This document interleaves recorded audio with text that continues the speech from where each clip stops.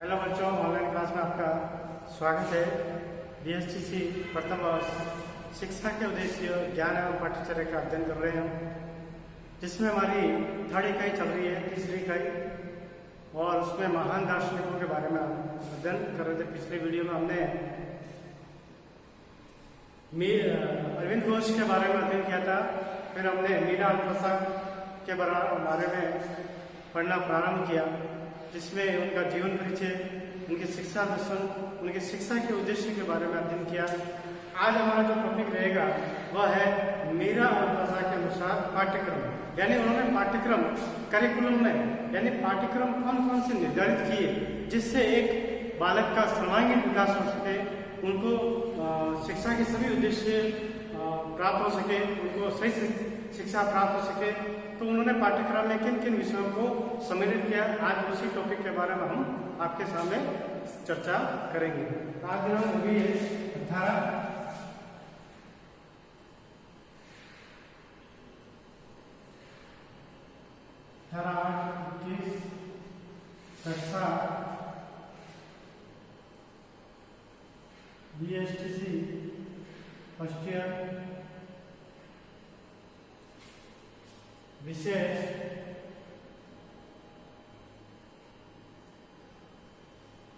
शिक्षा के उद्देश्य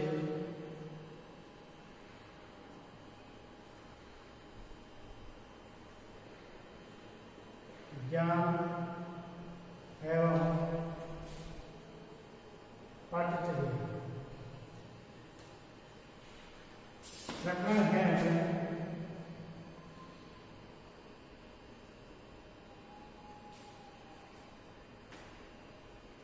मीरा अल्पप्रसाद के अनुसार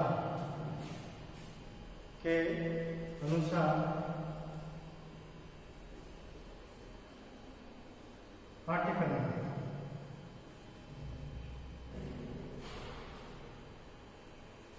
मीरा अल्पप्रसाद के अनुसार पाठ्यक्रम, ठीक है।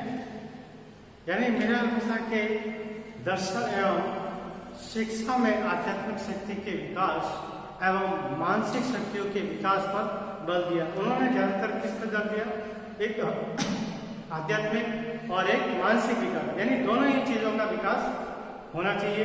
ऐसी शिक्षा हो, ऐसा पाठ्यक्रम हो, ऐसे विषय सम्मिलित किया जाए शिक्षा में जिससे बालक का आध्यात्मिक और मानसिक दोनों ही विकास होने चाहिए। इन दोनों ही विकास पर सभी विकास निर्भर करते हैं। सर्वांगीण विकास बालक का संपूर्ण रूप से हो पाएगा। इस आधार पर पाठ्यक्रम का स्वरूप निम्नलिखित रूप से हम प्रस्तुत किया जा सकता है। जैसे आज के स्तर में प्राथमिक स्तर, माध्यमिक स्तर और उच्च प्राथमिक स्तर और विश्वविद्यालय स्तर पर, उच्च स्तर पर हम इस तरह से एक स्तरों में शिक्षा को बांटते हैं।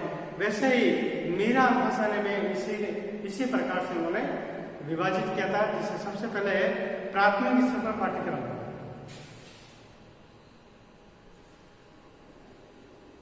प्राथमिक स्तर पर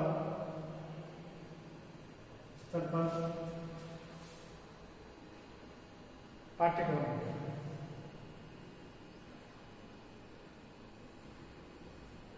प्राथमिक स्तर पर पाठ्यक्रम। अब प्राथमिक स्तर यानी पहले से 5वीं तक उनको पढ़ाने के लिए कौन कौन से विषय होने चाहिए? प्राथमिक स्तर के पाठ्यक्रम में मीरा अल्पप्रसाद बालक को भाषाई शिक्षा प्रदान करने पर बल देती है, यानी भाषा सिखाने पर। क्योंकि जब बच्चा स्कूल में भर्ती होता है, एडमिशन लेता है, तो भाषा वो अपनी लोकल भाषा यानी क्षेत्रीय भाषा बोलता है, लेकिन इस अक्षरों की पहचान और उनको लिखा कैसे जाता है उसके बारे में ये हम शिक्षा देते हैं या शिक्षार्थी को सिखाते हैं। यानी सबसे पहले भाषाई शिक्षा प्रदान करने पर बल देते हैं। अल्पप्रसाद के अनुसार मातृभाषा, अंग्रेजी एवं अन्य रुचिपूर्ण भाषाओं का ज्ञान बालक को मिलना चाहिए, क्योंकि भाषा के आधार पर ही बालक अनेक प्रकार के ज्ञान विषयों को आगे चलकर ग्रहण करता है तथा जीवन में धारण करता है। यानी जो व्यक्ति भाषा को सही तरह से समझ ले और उसका उत्तर दे, भाषा के ऊपर एकाधिकार कर ले, वही आगे जाकर उसके ज्ञानात्मक विचारों में वृद्धि होती है, उसके जीवन में धारण करने की क्षमता में वृद्धि होती है। इसके पश्चात बालक को गणित, सामान्य विज्ञान, सामाजिक विषयों का अध्ययन कराना चाहिए। चित्रकला का भी प्राथमिक स्तर पर स्थान मिलना चाहिए, क्योंकि चित्रकला आपने देखा कि ज्यादातर बच्चों को, यानी छोटे बच्चों को खेलने में रुचि होती है, उनको मनोरंजन में ज्यादा रुचि होती है, तो उनके सामने एक चित्रकला का भी विषय जोड़ा जाना चाहिए, जिससे उनको पढ़ने में और उत्सुकता में किसी भी कार्य को करने के लिए तत्पर रहे। इसलिए वो एक जो रुचि जागृत करना जरूरी है। बालकों को प्राथमिक स्तर पर योग की अवधारणा, सामान्य आश्रमों का ज्ञान और कराना जरूरी है। आज के वर्तमान समय में आपने देखा होगा कि योग को बहुत ही महत्व दिया जाता है। बड़े राष्ट्रीय स्तर पर, अंतर्राष्ट्रीय स्तर पर 21 जून को योग दिवस मनाया जाता है। तो ये कहीं ना कहीं योग एक विषय हमारी शिक्षा प्रणाली में जोड़ा जाता है कि योग एक मनुष्य के लिए किस तरह महत्व रखता है। योग से ही अपने मानव है, मनुष्य है, स्वस्थ रहता है, और जो व्यक्ति स्वस्थ रहता है तो उसकी विचारधारा है, उसके कार्य करने की क्षमता है, वो सभी स्वस्थ होती है और उसमें तत्परता होती है। तो छात्रों को नैतिक कार्य गतिविधियों के बारे में भी प्राथमिक स्तर पर ही बताने का प्रयास करना चाहिए, जिससे बालक समग्रता की ओर अग्रसर हो सके। यानी प्राथमिक स्तर पर ही उनको कहानियों के माध्यम से, उनको खेल के माध्यम से, उनको चुटकुलों के माध्यम से ज्ञान कराना चाहिए, जिससे वो आगे की ओर बढ़ सके। दूसरा है माध्यमिक स्तर पर पाठ्यक्रम। माध्यमिक स्तर पर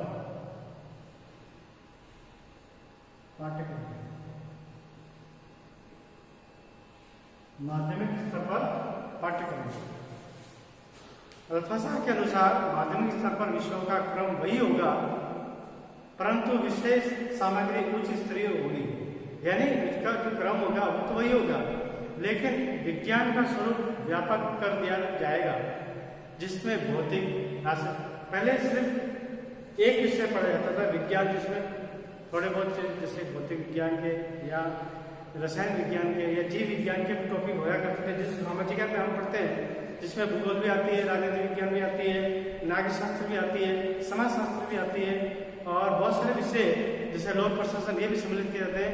लेकिन जैसे जैसे उच्च स्तर पर जाते हैं या बड़ी क्लास में जाते हैं, तो ये एक प्रॉपर तरह से सभी विषय अलग हो जाते हैं। जैसे भूगोल अलग पढ़ा जाता है, राजनीति भी अलग पढ़ा जाता है, लोक प्रशासन अलग पढ़ा जाता है, समाज शास्त्र अलग पढ़ा जाता है।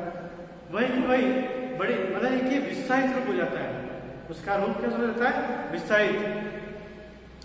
जैसे विज्ञान का स्वरूप व्यापक कर दिया जाएगा, जिसमें भौतिक, रासायनिक, शरीर विज्ञान, स्वास्थ्य विज्ञान, भूगर्भ विज्ञान, वनस्पति विज्ञान, जीव विज्ञान को पृथक रूप में छात्रों को अध्ययन कराया जाएगा। गणित, नैतिक शिक्षा, संस्कृति, सामाजिक विषयों का स्वरूप भी उच्च स्तरीय रूप में होगा। अब है विश्वविद्यालय स्तर पर पाठ्यक्रम। विश्वविद्यालय स्तर पर पाठ्यक्रम। विश्वविद्यालय यानी ये था अपने पहली से 5वीं, फिर है ये 6वीं से लेकर 12वीं तक, सॉरी ये हो जाएगा 8वीं, और ये 9वीं कक्षा, और ये हो जाएगा मतलब है कि अपने डिग्री कॉलेज, डिग्री कॉलेज के लिए वहां तक हो गया। यानी मेरा अल्फासा के अनुसार विश्वविद्यालय स्तर पर अंतर्राष्ट्रीय संबंध, भारतीय दर्शन, पाश्चात्य दर्शन, मनोवैज्ञानिक, समाज शास्त्र एवं भाषा संबंधी साहित्य आदि का व्यापक अध्ययन समाहित होना चाहिए। इन सभी का प्रमुख उद्देश्य आध्यात्मिक विकास होना चाहिए। दूसरे शब्दों में पाठ्यक्रमीय व्यवस्था में यह स्तर मानव के आध्यात्मिक विकास को समर्थन रूप प्रस्तुत करने के लिए होना चाहिए। इस पाठ्यक्रमीय व्यवस्था में समग्र विकास की स्थिति होना चाहिए। अब चौथा है व्यवसायिक शिक्षा। इन सब के अलावा एक व्यवसायिक शिक्षा भी होती है, जिसमें बालक व्यवसाय सीखकर अपने जीवन में आजीविका अपना सकता है, व्यवसाय को चालू कर सकता है। ठीक है, जिसे अल्फासा द्वारा व्यवसायिक पाठ्यक्रम में यांत्रिक ज्ञान, पत्र व्यवहार, शिल्प ज्ञान, कला ज्ञान, संगीत ज्ञान, नृत्य ज्ञान, चिकित्सा आदि का समर्थन किया है। सार रूप में यानी सभी का सार रूप में यह कहा जा सकता है कि अल्फासा द्वारा पाठ्यक्रम एवं व्यवसायिक ज्ञान में श्री अरविंद घोष के विचारों का ही समर्थन किया। जो अरविंद घोष थे उन्हीं का इन्होंने ये समर्थन किया है, उनके विषय को उन्होंने अपने विषयों में बताया है। वह अरविंद के योग दर्शन और आध्यात्मिक विचारों से प्रभावित थे, इसलिए उनका प्रमुख विषय पाठ्यक्रम को आध्यात्मिक विकास के लिए उपयोगी बनाना था। व्यवसायिक विषयों में वह उन विषयों का अधिक महत्व देते थे जिनके द्वारा सामाजिक व्यवस्था का संचालन एवं जीवन निर्माण की संभावना रहती थी। तो ये था अपने मीरा अल्फासा के अनुसार पाठ्यक्रम। हम अगले विषय में अगला टॉपिक लेके प्रस्तुत होंगे। जब तक धन्यवाद। और कमेंट्स बॉक्स में अपना नाम, अपने पिता का नाम लिखकर अपनी उपस्थिति अवश्य दर्ज कराएं। मीरा अल्फासा के अनुसार पाठ्यक्रम, जिसका पहला था प्राथमिक स्तर पर पाठ्यक्रम पहली से कक्षा 8 तक। माध्यमिक स्तर पर माध्यमिक में भी हो सकता है, एक तरह माध्यमिक होता है, एक उच्च माध्यमिक होता है। माध्यमिक 9वीं और 10वीं, और उच्च माध्यमिक 11वीं और 12वीं कहलाती है। विद्यालय में विश्वविद्यालय स्तर पर जैसे BA first year, BA second year, BA third year, और व्यावसायिक जो अपने ITI होती है, IIT होती है, पॉलिटेक्निक होती है, ये सब व्यावसायिक में आता है। तो अगले वीडियो में मिलेंगे हम।